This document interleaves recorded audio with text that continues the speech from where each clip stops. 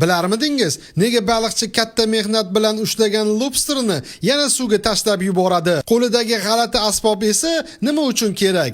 Aslida bu lobsterlar soni kamayib ketmasligi uchun qo'yilgan qonunning bir qismi. Dengizdan tutilgan har bir lobster shu asbob bilan o'lchanadi. Agar u hali kichik bo'lsa, yana ulg'ayib, ko'payish yoshiga yetmagan bo'lsa, darhol suvga qaytariladi. Faqat qonuniy o'lchamga yetganlari olib qolinadi.